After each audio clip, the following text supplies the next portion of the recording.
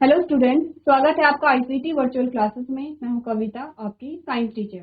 उम्मीद करती हूँ आप सभी अच्छे होंगे और स्वस्थ होंगे। तो क्लास हम कंटिन्यू करेंगे अपना चैप्टर जिसमें आप पढ़ रहे थे इम्प्रूवमेंट इन फूड रिसोर्सेज, यानी कि आपके जो फूड रिसोर्सेज हैं उनमें किस प्रकार से आप वृद्धि कर सकते हैं, इनकी अलग अलग टेक्निक आप पढ़ रहे थे। अभी तक आपने पढ़ा है जो क्रॉप होती है, जो फसलें होती हैं, उसको किस प्रकार से आप उसके उत्पादन में वृद्धि कर सकते हैं, क्या क्या मेथड्स होते हैं, क्या क्या कारक होते हैं जो कि आपकी फसल यानी कि क्रॉप को प्रभावित करते हैं, और कौन कौन से वो मेथड होंगे जिससे कि आप इन कारकों का निवारण कर सकेंगे। अब हम बात कर रहे हैं एनिमल हस्बेंड्री की, यानी कि आप पशुपालन के बारे में बात कर रहे हैं और आप उन सारे ही पशुओं के बारे में बात करेंगे जिससे कि आपको कोई ना कोई प्रोडक्ट प्राप्त होता है। देख लेते हैं, इजी हमारा टॉपिक है। आज आपका जो चैप्टर है वो कंप्लीट हो जाएगा। तो लास्ट जो हमारा टॉपिक बचता है वो है एनिमल हस्बेंड्री। चलिए, तो जैसे कि आप जानते हैं एनिमल हस्बेंड्री में आपने क्या कहा कि पशुपालन एक विशेष क्षेत्र है, क्योंकि हमारे पास भोजन के जो स्रोत आते हैं वो दो ही हैं। आपने कहा एक तो प्लांट आपके पास आता है और एक एनिमल आपके पास यहाँ पर आता है।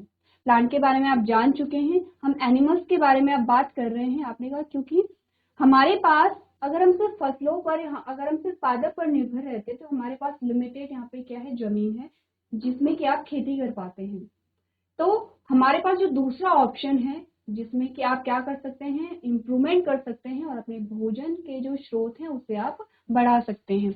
अभी तक आपने जो चीजें पढ़ी है, सबसे पहले आपने बात की है कि वो कौन सी एनिमल है जिसे आप एनिमल हस्बेंड्री में स्टडी करते हैं, यानी कि कौन से पशु है जिनका हम पालन करते हैं। सबसे पहले कैटल फार्मिंग आपके पास आती है। ठीक है, कैटल फार्मिंग में आपने कहा कि यहाँ पर कैटल फार्मिंग आप क्यों कर रहे हैं, रीजन क्या था। सबसे पहले तो आपने कहा कि आप दुग्ध प्राप्ति के लिए, ठीक है, दूध आप इनसे प्राप्त करते हैं। दूसरा आपने कहा कि जो गाय है उनसे आप दूध प्राप्त करेंगे, और यहाँ पर जो बैल होते हैं वो क्या करते हैं, खेतों में जुताई के लिए आप यूज करते हैं। ठीक है, तो ये आपके क्या हो गए हैं, कैटल फार्मिंग के जो उद्देश्य हैं वो हो गए हैं। उसमें आपको सेकंड ये बोला गया था कि क्या हम दुग्ध उत्पादन में वृद्धि कर सकते हैं, तो आपने कहा कि हाँ बिल्कुल कर सकते हैं। श्वेत क्रांति इसी का तो एग्जाम्पल है। हमने कहा कि यहाँ पर क्रॉस ब्रीडिंग करा करके आप क्या कर सकते हैं, दुग्ध उत्पादन में वृद्धि कर सकते हैं। क्या है क्रॉस ब्रीडिंग, आपने कहा अलग अलग नस्लों के बीच आपने क्या करा दी है, ब्रीडिंग करा दी है। अब इससे क्या होगा, सेम वही चीज है जो आप क्रॉप में पढ़ रहे थे। आपने क्रॉप में क्या पढ़ा था, आपको क्या चाहिए, डिजायरेबल कैरेक्टर चाहिए, वो गुण चाहिए जो कि जिससे कि आपको फायदा मिल सके। आपको फायदा कैसे चाहिए, आपने कहा कि आपको प्रोडक्टिविटी अच्छी चाहिए, आपको उत्पादन अच्छा चाहिए और आपको क्वालिटी भी अच्छी चाहिए, यानी कि क्वालिटी और क्वांटिटी दोनों चीजों पर आपने ध्यान देना है। आपने कहा कोई नस्ल है ए, कोई नस्ल है बी, सेम वही चीज अप्लाई कर लीजिए। आपने कहा कि जो नस्ल ए है वो क्या कर रही है, दुग्ध का उत्पादन अधिक कर रही है, और जो नस्ल बी है, हम कैटल की बात कर रहे हैं, जो नस्ल बी है, आपने कहा कि इसकी जो रोग प्रतिरोधक क्षमता है वो अधिक है। क्या है,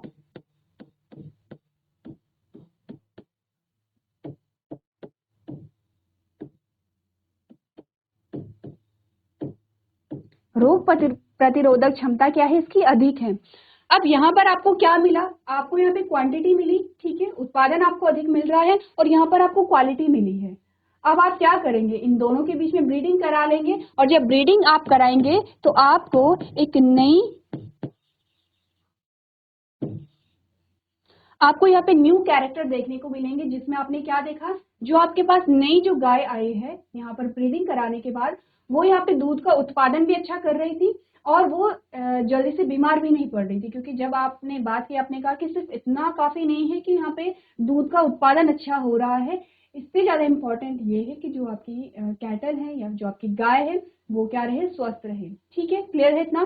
तो इस प्रकार से आपने क्या कहा कि क्रॉस ब्रीडिंग का उपयोग करके आप यहाँ पर दुग्ध उत्पादन में वृद्धि कर सकते हैं। चलिए, नेक्स्ट आपने बात की थी कि वो कौन कौन सा फूड होता है कि जो डेयरी एनिमल को दिया जाता है। रफेज आपने देखा था, ठीक है, कंसंट्रेट्स आपने देखा था, फीड एडिटिव्स आपने देखे थे। तीनों में क्या डिफरेंस है, आपको ये बता रखा है किस फूड में आपको क्या मिलता है। जैसे कि रफेज में आपको क्या मिल रहा है, फाइबर मिल रहा है। कंसंट्रेट में आपको क्या मिल रहा है, फाइबर कम होता है लेकिन न्यूट्रिशनल वैल्यू हाई होती है। फिर एडिटिव्स में आपने क्या कहा कि माइक्रो न्यूट्रिएंट यहाँ पर प्रेजेंट होते हैं जो कि मिल्क के प्रोडक्शन को इंक्रीज करते हैं, यानी कि दुग्ध उत्पादन में वृद्धि करते हैं। चलिए, अब आपके पास जो यहाँ पर नेक्स्ट हेडिंग आई थी, उसमें आप बात कर रहे थे protecting the cattle from disease. आप किस प्रकार से कैटल्स को जो रोग है, रोग से मुक्त रखेंगे, उसके बारे में आपको यहाँ पर बताया गया है। तो आपने कहा disease can lead to a reduction in the production of milk and even the death of cattle. आपने कहा कि अगर यहाँ पर क्या होगा, आपने बहुत सारी बीमारियां देखी भी होंगी। हमारे गांव घरों में कुछ कुछ ऐसी बीमारियां होती हैं जो मवेशियों की बीमारियां होती हैं कि एक बार फैलती हैं तो वो फैलती चली जाती हैं, और उसकी वजह से बहुत सारे जो आपके कैटल्स होते हैं उनकी मृत्यु भी हो जाती है। तो आपको पहली लाइन में यही कहा गया है कि बीमारियों के कारण सबसे पहले तो क्या होगा, दुग्ध उत्पादन में कमी आएगी। क्यों आएगी? क्योंकि गाय बीमार है आपकी, ठीक है। यहाँ तक कि उनकी क्या हो सकती है, मृत्यु भी हो सकती है। Mainly parasite can affect the health of the cattle. These parasites can be found in the animals or they may attack them externally. आपको कहा गया है कि सबसे पहले यहाँ पे जो परजीवी होते हैं वो इनके स्वास्थ्य को प्रभावित करते हैं। परजीवी के बारे में आपने पढ़ा था, पैरासाइट। दो प्रकार के पैरासाइट आपने पढ़े थे, एंडो पैरासाइट और एक्सो पैरासाइट। यानी कि पैरासाइट वो परपोषी होते हैं जो अपने पोषण के लिए किसी लिविंग पर निर्भर रहते हैं, किसी जीवित पर निर्भर रहते हैं, ठीक है। अब आपको कहा गया है कि जो कैटल्स आपकी होती हैं वो ज्यादातर बीमार इन्हीं परजीवी की वजह से होती हैं। ये परजीवी जानवरों में पाए जा सकते हैं या उन पर बाहरी रूप से हमला कर सकते हैं। अब देखो, जानवरों में पाए जाने वाले जो पैरासाइट होंगे वो एंडो पैरासाइट होंगे, जिसे आप अंतः परजीवी कहेंगे, और जो बाहर से उन्हें अफेक्ट करेंगे उसे आप क्या कहेंगे, बाह्य परजीवी कहेंगे या एक्सोपैरासाइट कहेंगे, ठीक है। The internal parasite generally damage the liver and stomach of these animals. For example है worm and flukes. ये आपने बहुत बार एग्जाम्पल पढ़े होंगे कि जो इंटरनल पैरासाइट होंगे यानी कि अंतः परजीवी होते हैं वो इनके लीवर को डैमेज करेंगे, वो इनके लीवर को यहाँ पर क्या करेंगे, जिसे आप क्या कहते हैं, यकृत कहते हैं, और स्टमक को नुकसान पहुंचाते हैं। एग्जाम्पल आपके पास कीड़े और फ्लूक्स आ गए हैं, ठीक है। चलिए नेक्स्ट आपने कहा the external parasite cause a skin disease in cattle. जो बाह्य परजीवी होते हैं वो स्किन डिजीज यानी कि त्वचा संबंधी रोग यहाँ पर कॉज करते हैं। Sometimes bacteria and virus also called a several disease in cattle. कभी कभी क्या होता है, जो बैक्टीरिया और वायरस होते हैं वो भी इनमें डिजीज को यानी कि बीमारी को उत्पन्न कर सकते हैं। A good way to prevent disease is vaccination. आपको कहा गया है कि इन सारी बीमारियों से बचाव का एक उपाय है, वो है वैक्सीनेशन। क्या होती है वैक्सीनेशन? इम्यून सिस्टम जब आपने पढ़ा था तब आपने वैक्सीनेशन के बारे में बात की थी। वैक्सीनेशन में क्या होता है, यहाँ पर एंटीबॉडीज को प्रोड्यूस किया जाता है और मेमोरी सेल को बनाया जाता है, ठीक है। फंक्शनिंग क्या होती है हम बहुत बार से डिस्कस कर चुके हैं, सिंपल सी बात है। वैक्सीनेशन में क्या होगा, फॉर एग्जाम्पल आपने कहा कोई भी माइक्रो ऑर्गेनिज्म है, कोई भी सूक्ष्म जीव है जो किसी बीमारी के लिए उत्तरदायी है, आपने क्या किया, उस सूक्ष्म जीव को लिया, उसे या तो आपने पूर्णतः निष्क्रिय कर दिया है या फिर आपने क्या किया है, उसे पूरी तरीके से नष्ट कर दिया है।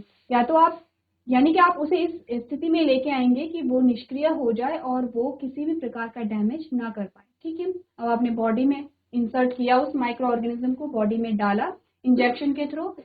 उसके बाद क्या होगा, आपकी जो इम्यून सेल्स होती हैं उस फॉरेन पार्टिकल को पहचानेंगे। फॉरेन पार्टिकल समझते हैं आप लोग, वो पार्टिकल जो हमारे बॉडी का नहीं है, ठीक है, यानी वो बाहर से आया है। जो माइक्रो ऑर्गेनिज्म है फॉरेन पार्टिकल ही होगा हमारी बॉडी के लिए। आपकी इम्यून सेल्स पहचानेंगी उस फॉरेन पार्टिकल्स को। उसके बाद क्या होगा, यहाँ पर एंटीबॉडीज बनाई जाएंगी, ठीक है। एंटीबॉडीज क्या करेंगी, आप उस फॉरेन पार्टिकल्स को नष्ट करने में सहायता करती हैं, ठीक है। जब आपने पढ़ा होगा इम्यून सिस्टम के बारे में तब आपने बहुत सारी सेल्स वहां पर पढ़ी हैं। इम्यून सेल्स के बारे में आपने बात की है कि किस सेल्स का क्या फंक्शन यहाँ पर होता है। अब हुआ क्या, एक बार एंटीबॉडीज बन गई हैं तो उसके बाद ये जो मेमोरी सेल है, मेमोरी सेल हमेशा के लिए बन गई है उस पर्टिकुलर माइक्रो ऑर्गेनिज्म के लिए। सेम माइक्रो ऑर्गेनिज्म एंटर हुआ तो आपके पास क्या है, ऑलरेडी वहां पर रेडीमेड जो एंटीबॉडीज है वो वहां पर हैं, तो क्या होगा, वो क्विक वहां पर अपना रिस्पॉन्स देते हैं और इस प्रकार से क्या होता है, जो बीमारियां हैं उनसे सुरक्षा आपको दी जाती है। तो इतनी बात क्लियर है आपको कि आपको क्या करना है। ये जो बीमारियां हैं इन बीमारियों के बचाव के लिए आपके पास क्या आता है, वैक्सीनेशन यानी कि टीकाकरण यहाँ पर आता है। चलिए नेक्स्ट जो आपके पास, चलिए नेक्स्ट हम बात करेंगे यहाँ पे पोल्ट्री फार्मिंग के बारे में, ठीक है। पोल्ट्री फार्मिंग में आप क्या क्या चीजें पढ़ेंगे, पोल्ट्री फार्मिंग में आपने कहा poultry farming include different kinds of domestic birds, different types of poultry are. आप यहाँ पर बहुत सारी अलग अलग बर्ड्स के बारे में पढ़ते हैं। कुछ बर्ड्स आपके पास जो आती हैं वो हैं chicken, duck, goose, pigeon and Turkey. ठीक है, it is mainly done for. अब आपके पास रीजन आ रहा है। सबसे पहले आपको जो भी आप यहाँ पर देख रहे हैं एनिमल हस्बेंड्री में अलग अलग जो पशुओं के बारे में आप बात कर रहे हैं, सबसे पहले आप रीजन देख रहे हैं क्यों आप उन्हें ग्रो कराते हैं, यानी कि क्या प्रोडक्ट आपको मिल रहा है। आपने कहा गेटिंग एग थ्रू लेयर्स, यहाँ पर आप अंडों की प्राप्ति के लिए आपको क्या चाहिए, जो एग होते हैं एग के प्रोडक्शन के लिए आप इन्हें क्या कराते हैं, पालते हैं। Getting chicken meet through broilers, अब आपको क्या चाहिए, चिकन और मीट की प्राप्ति के लिए आप इन्हें क्या करते हैं, पालते हैं। एग्जाम्पल आपके पास कुछ आते हैं जो कि इंडिजिनस बर्ड और फॉरेन बर्ड्स दोनों के एग्जाम्पल आपके पास दिए गए हैं। तो इंडिजिनस में आपके पास क्या आया, अशील आया है और ब्रोसा आया है। ठीक है, फॉरेन बर्ड्स में आपके पास लैंगहॉर्न आया है और ब्लैक माइनोर्का आया है। ये देखिए, ये आपके पास कुछ एग्जाम्पल है आपकी इमेज में जिसमें असील और लैंगहॉर्न का आपको एग्जाम्पल दिया गया है। तो एक क्या होगी यहाँ पे, इंडिजिनस बर्ड्स होगी और एक फॉरेन बर्ड्स आपके पास आती है। तो आपको ये एग्जाम्पल याद रखने, पूछा जाता है आपसे एमसीक्यूज में। ठीक है, चलिए अब नेक्स्ट जो आप बात करेंगे यहाँ पर, उसमें आप देखेंगे cross breeding is a way to achieve this. Generally foreign breeds of chicken are crossed with the Indian breeds to achieve high quality. It thus has better traits such as increase in number of chicks. They can tolerate high temperature. They do not require much maintenance.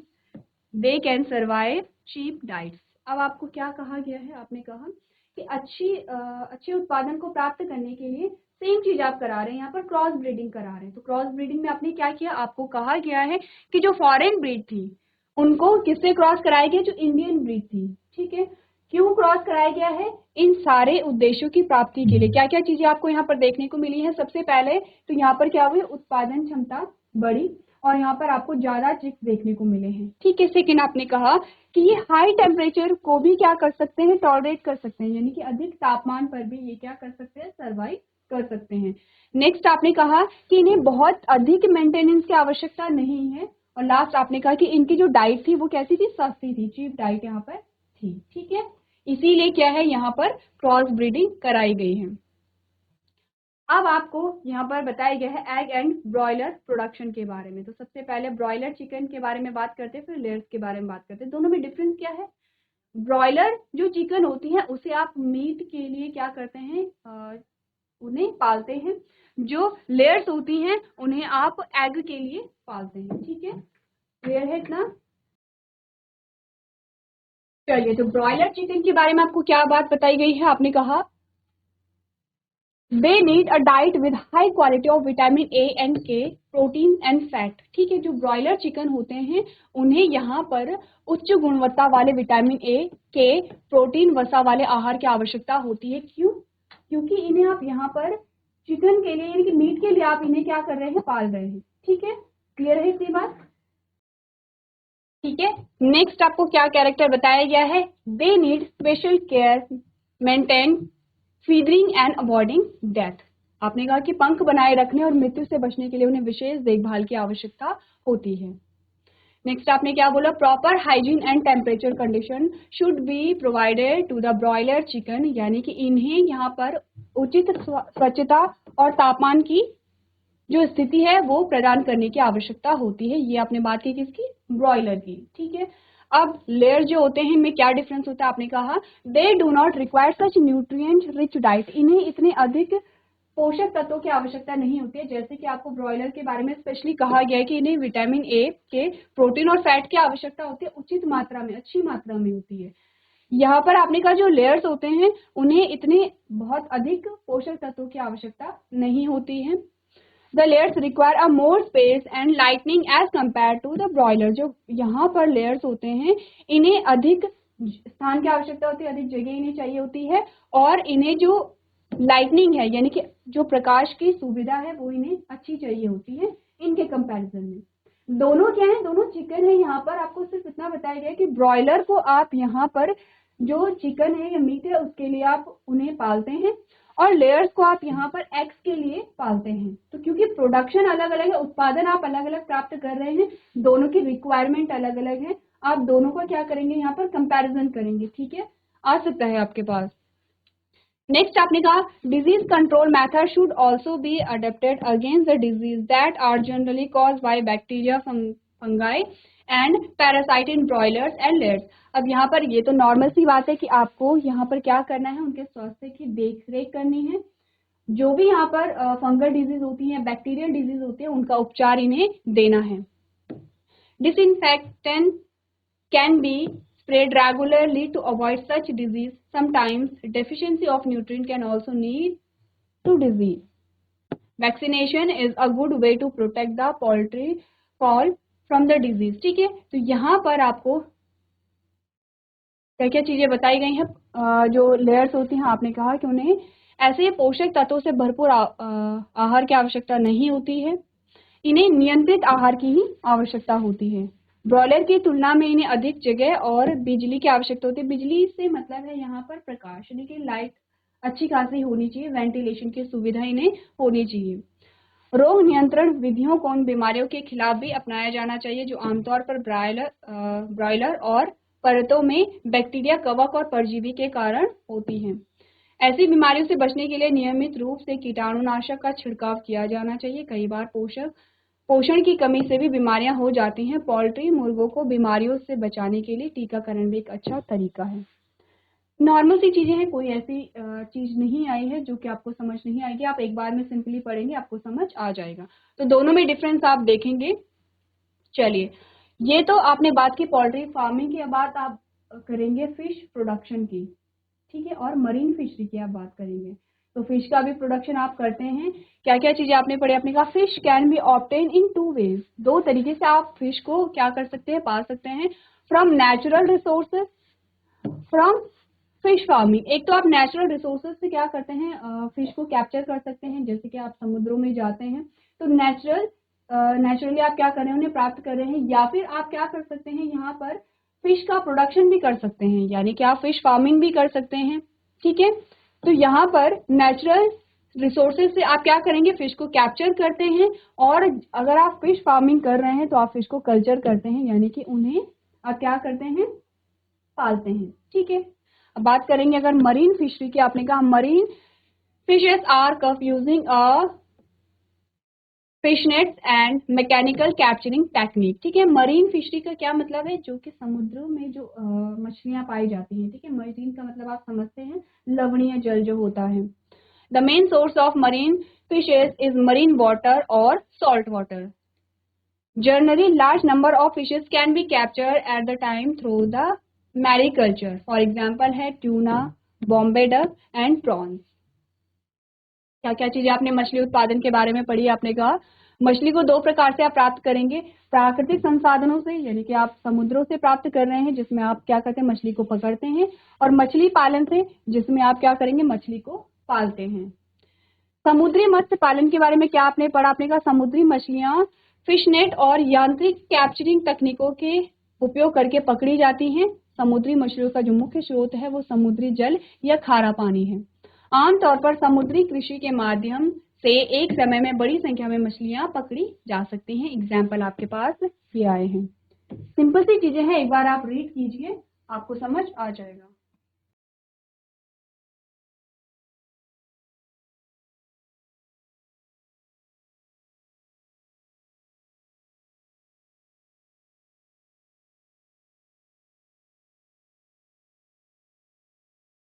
चलिए, next आपको यहाँ पर बताया गया है Indian fisheries के बारे में, इनलैंड फिशरीज के बारे में, यानी कि अंतर देशीय मत्स्य पालन के बारे में। फिशेस फाउंड इन लेक्स, कहाँ पाई जाती है, लेक में, पॉन्ड में, लैगून्स में और रिवर्स में पाई जाती है। ठीक है, यानी कि आपने कहा झीलों में, तालाबों में, लैगून, नदियों में पाई जाने वाली मछलियों को यहाँ पर पकड़ लिया जाता है। The main source of inland fisheries is a fresh water and brackish water, यानी कि अंतर्देशीय मत्स्य पालन का मुख्य स्रोत मीठा पानी और खारा पानी होता है। जो ब्रैकिश वाटर है उसका क्या मतलब हुआ यहाँ पर, आपने जब बात की थी आपने फ्रेश वाटर और मरीन वाटर के बारे में बात की थी, तो फ्रेश वाटर और मरीन वाटर के बीच की जो स्टेज होती है वो आपका ब्रैकिश वाटर यहाँ पर आता है। The yield is not a high in these sources, hence a large number of fishes are captured through the aquaculture. यानी कि इन स्रोतों में उपज उतनी अधिक नहीं होती है, इसलिए जलीय कृषि के माध्यम से बड़ी संख्या में मछलियां पकड़ी जाती हैं। एग्जाम्पल आपके पास सिल्वर कार्प आया है और कॉमन कार्प आया है। ये कुछ फिशेस के एग्जाम्पल आपके यहाँ पे आते हैं, जिसमें कटला है, ए में आपके पास कटला आती है, बी में आपके पास सिल्वर कार्प आता है, सी में आपके पास रोहू आता है, डी में आपके पास ग्रास कार्प आता है, ई में आपके पास मृगल आता है और लास्ट आपकी कॉमन कार्प है। अच्छे से देख लीजिए, जब आप बड़ी क्लासेस में जाएंगे तो आप सेपरेट एक क्या पढ़ते हैं, टॉपिक पढ़ते हैं यहाँ पे फिशेस के बारे में, ठीक है। चलिए नेक्स्ट जो आपको यहाँ पर बताया गया है वो है एक्वाकल्चर के बारे में, जल कृषि के बारे में। एक्वा का मतलब क्या होता है, पानी, कल्चर का मतलब क्या होता है, प्रोडक्शन यानी कि उत्पादन। आपने कहा it is a method of farming aquatic animals under control circumstances, it is perform in both fresh water and salt water. क्या है, ये एक नियंत्रित परिस्थिति में जलीय जंतुओं के पालन की एक विधि है। यह मीठे पानी और खारे पानी दोनों में हो सकती है। चलिए अब आता है आपके पास मैरीकल्चर, जिसमें आपने कहा it is a branch of aquaculture. Mariculture aquaculture की ही आपके पास क्या आती है, ब्रांच आती है। Hence a method of a fish farming under controlled environment. Mariculture is often performed in the ocean, a particular section of the ocean or in the tank that are filled with sea water only. यानी कि mariculture क्या है, यह जलीय कृषि की एक शाखा है, इसीलिए नियंत्रण वातावरण में मछली पालन की एक विधि है।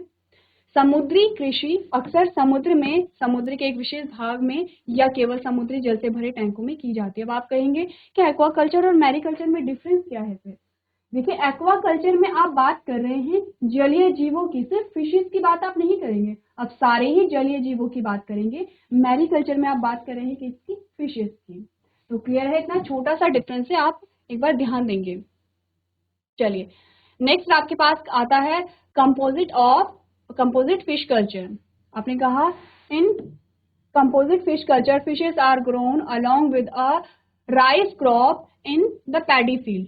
क्या होता है यहाँ पे, समग्र मछली पालन में आप क्या करते हैं, मिश्रित मछली संस्कृति में धान के खेतों में चावल की फसल के साथ मछलियां पाली जाती हैं। इंटरेस्टिंग है, आपने शायद पहली बार ये सारी चीजें सुनी होंगी।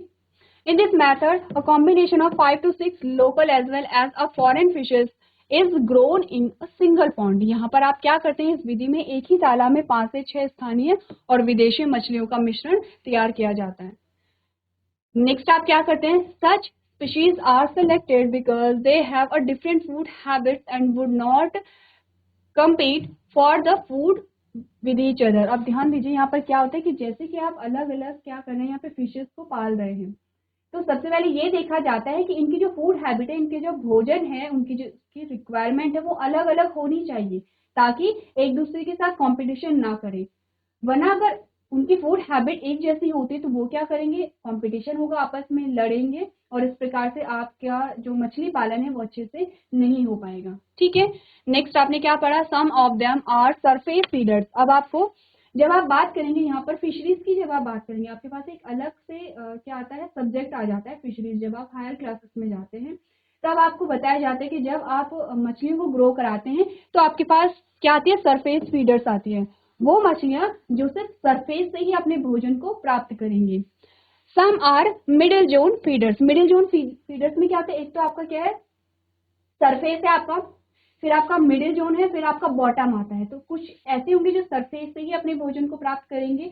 आपने देखा होगा, अगर आपने एक्वेरियम को देखा है उसमें आपने बहुत सारी फिशेस को देखा है, अलग अलग वैरायटी की फिशेस होती हैं, और अगर आपने उन्हें खाना खाते हुए देखा तो आप देखेंगे कुछ तो सरफेस पर ही घूम रही हैं अपने भोजन को प्राप्त करने के लिए, कुछ मिडिल वाले जोन में घूमती हैं, और कुछ कैसी होंगी, अदर आर बॉटम फीडर। कुछ ऐसी होंगी जो सबसे नीचे से अपने भोजन को प्राप्त कर रही होंगी। They would rather eat all the food in the pond. As a result, the fish yield in the pond increase. आपको क्या क्या चीजें कही गई हैं, आपने कहा ऐसी प्रजातियों का चयन इसलिए किया जाता है क्योंकि उनके खान पान की आदतें अलग अलग होती हैं और वे भोजन के लिए एक दूसरे से प्रतिस्पर्धा नहीं करेंगे। इनमें से कुछ सतही फीडर्स होती हैं, कुछ मध्य क्षेत्र की फीडर होती हैं और कुछ निचले क्षेत्र की फीडर होती हैं। वे तालाब का सारा खाना खाना पसंद करेंगे। परिणाम स्वरूप तालाब में क्या होता है, मछली की जो पैदावार होती है वो बढ़ जाती है। एग्जाम्पल क्या क्या है, कैटलास आपके पास आया है, रोहू है आपके पास, मृगाल है, कॉमन कार्प है, ग्रास कार्प है, are often grown together in composite fish culture. आप ध्यान दीजिए, आपको ये देखना है कि जो कंपोजिट फिश कल्चर है उनमें आप किन किन फिशेस को साथ में ग्रो करा सकते हैं, ये आपके पास क्वेश्चन आ सकता है। तो लास्ट वाला जो एग्जाम्पल वाला पोर्शन है उसे आप लोग नोट कीजिए अपनी कॉपी में।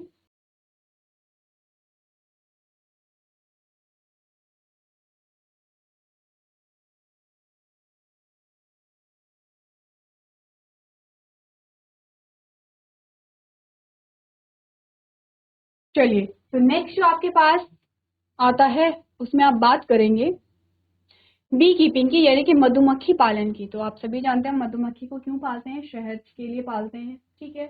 और जब आप मधुमक्खियों की बात करते हैं तो आप इनकी अलग अलग कैटेगरी के बारे में भी बात करते हैं। आपने कहा कि जो मधुमक्खी होती है उनकी 3 कैटेगरी होती है, जिसमें आप क्वीन बी के बारे में बात करते हैं, आप ड्रोन के बारे में बात करते हैं और वर्कर बीज के बारे में बात करते हैं। तो क्या होता है, यहाँ पे श्रम विभाजन भी होता है तीनों के बीच में। जो यहाँ पर क्वीन बी होगी तो क्वीन बी का यहाँ पे क्या फंक्शन होता है, जो बीज का प्रोडक्शन करना, ठीक है। जो ड्रोन होते हैं, ड्रोन क्या करते हैं, हाइव को जो मेंटेन करते हैं, और वर्कर बीज यहाँ पर ऑलमोस्ट सारा काम देखते हैं, जैसे कि नेक्टर को कलेक्ट करना एक्सेट्रा। हम आगे जाके बात करेंगे हर एक कैटेगरी के बारे में। तो आपको बी कीपिंग के बारे में क्या चीजें बताई गई हैं, तो बी कीपिंग के बारे में आपको क्या चीजें बताई गई हैं। आपने कहा bee farming is perform in bee farm और apiaries. Many farms perform a beekeeping as a means of generating additional income because यानी कि मधुमक्खी पालन मधुमक्खी फार्मों या मधुमक्खी पालन गृह में किया जाता है। कई किसान अतिरिक्त आय उत्पन्न करने के साधन के रूप में मधुमक्खी का पालन करते हैं, क्योंकि honey is a widely used product. जो शहद है एक व्यापक रूप से उपयोग किए जाने वाला क्या है, उत्पाद है, ठीक है। क्योंकि आप जानते हैं कि जो शहद है, शहद में बहुत सारे क्या हैं, औषधीय गुण भी होते हैं। इसकी वजह से क्या होता है, शहद का जो उपयोग है वो अधिक मात्रा में किया जाता है। B farming is not a very expensive. बहुत ज्यादा यहाँ पर क्या है, खर्च आपको नहीं करना पड़ता है बी कीपिंग में। They also generate a wax along with Honey. यहाँ पर शहद के साथ साथ क्या होता है, मोम का उत्पादन भी किया जाता है। तो बहुत अच्छा तरीका है यहाँ पर इनकम को प्राप्त करने का, ठीक है। अब नेक्स्ट आपको कुछ यहाँ पर जो हनी बी हैं उनके बारे में बताया गया है। कुछ एग्जाम्पल आपको दिए गए हैं। आपने कहा bees use for commercial and honey production. कुछ एग्जाम्पल आपके पास आते हैं, जैसे कि Apis cerana indica, Indian bee है, ठीक है। अब ये जो एग्जाम्पल है आप लोग नोट कर लीजिए इन्हें कि इंडियन बी कौन सी है। नेक्स्ट है डॉर्सेटा, ये क्या है, द रॉक बी है। फ्लोरी है, ये क्या है, लिटिल बी है। और मेलीफेरा है, जो कि इटालियन वैरायटी ऑफ बी है। आपको यहाँ पर एग्जाम्पल के साथ साथ इमेजेस भी दिखाई गई हैं। एग्जाम्पल को आपको याद करना है कि इंडियन बी कौन सी है, रॉक बी कौन सी है, लिटिल बी कौन सी, इटालियन वैरायटी कौन सी है।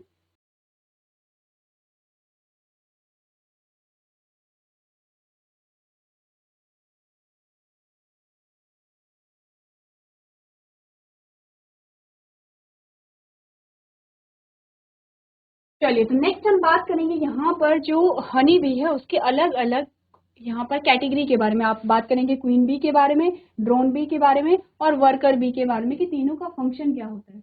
कभी कभी आपको एमसीक्यूज में पूछ लिया जाता है। तो आप देख रहे हैं कि आप जो भी चीज यहाँ पर पढ़ रहे हैं वो बेसिक सी चीजें हैं। आपको सिर्फ इतना पता होना चाहिए वो कौन कौन से तरीके हैं जिससे कि आप फूड रिसोर्सेज में यहाँ पर इम्प्रूवमेंट कर सकते हैं। तो ये जो हमारा टॉपिक है इसे हम नेक्स्ट लेक्चर में कंटिन्यू करेंगे। अब तक आपको करना क्या है, जो भी चीजें आपको बताई गई हैं एक बार आप रीड कर लेंगे, आपको समझ आ जाएगा। तो आज के सेशन में हम इतना ही करेंगे। अभी तक क्लास में बने रहने के लिए आपका धन्यवाद।